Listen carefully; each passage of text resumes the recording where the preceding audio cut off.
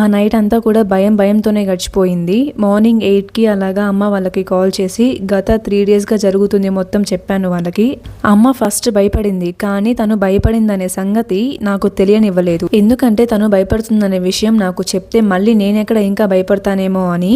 ఏం కాదు నాయన, నేను మన ఊరి పూజారి గారిని ఒకసారి కనుక్కొని ఫోన్ చేస్తాను అని చెప్పింది. సరే అన్న.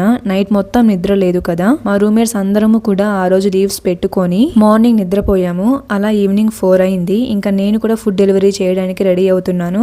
ఆర్డర్ వచ్చింది, సమోసా ఆర్డర్. అది రెస్టారెంట్ కి వెళ్ళాను, కలెక్ట్ చేసుకున్నాను. ఆ తర్వాత బైక్ డ్రైవ్ చేసుకుంటూ కస్టమర్ అడ్రస్ కి వెళ్ళి కాల్ చేశాను. లొకేషన్ కి వచ్చాను, వచ్చి తీసుకోండి అని. అయితే ఆయనకి ఏజ్ ఒక 35 to 40 ఇయర్స్ ఉండొచ్చు. ఎంత ర్యాష్ గా మాట్లాడుతున్నాడంటే, మేము 5th ఫ్లోర్ లో ఉంటాం కానీ పైకి తీసుకుని రా అని చెప్పాడు. సరే అని లిఫ్ట్ కనిపిస్తే లిఫ్ట్ దగ్గరికి వెళ్ళాను. లిఫ్ట్ డోర్స్ ఓపెన్ అవ్వట్లేదు. మళ్ళీ కాల్ చేశాను ఆయనకి, ఇలా లిఫ్ట్ డోర్స్ ఓపెన్ అవ్వట్లేదండి, మీరే వచ్చి కిందకి వచ్చి కలెక్ట్ చేసుకోండి అని చెప్తే ఆయనేమో లిఫ్ట్ డోర్స్ స్టక్ అయిపోయాయి కానీ స్టెప్స్ ఎక్కి పైకి రా అన్నాడు.